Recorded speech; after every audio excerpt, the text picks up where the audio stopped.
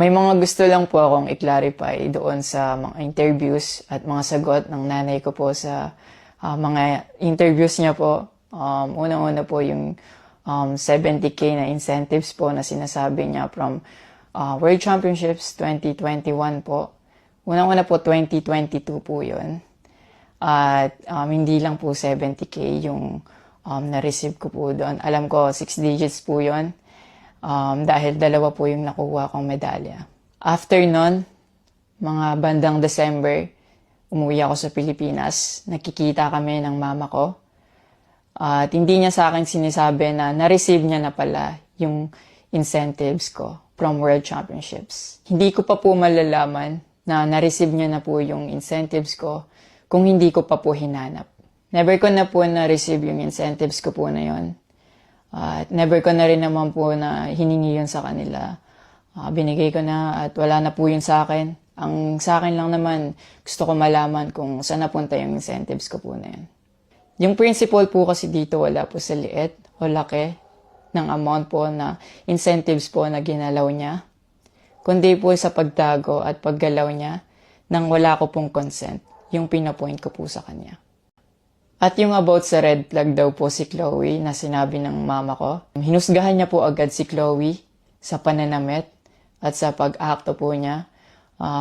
Magkaiba po ng kinalakihan. Unang-una, lumaki si Chloe sa Australia at ayun yung nakagisnay niyang culture. At ibang-iba po talaga sa Pilipinas kung paano tayo gumalaw, magsalita o manamit po.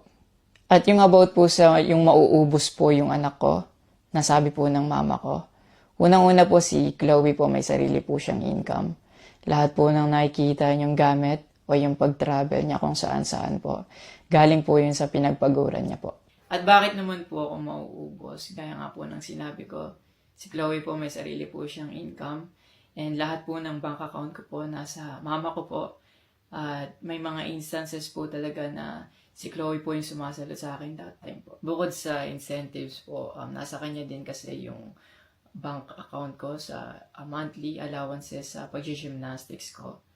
And nung nakuha ko na yung bank account ko po na yun, doon ko po nalaman na inuubos niya po yung laman nun.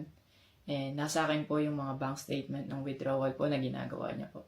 Sabi niya po nagsimula daw yung hindi namin pagkakaintindihan dahil kay Chloe daw po. Opo, totoo po yun. Dahil ever since unang-una pa lang, ayaw niya na kay Chloe kahit hindi niya pa po nakikita or nakikilala in person.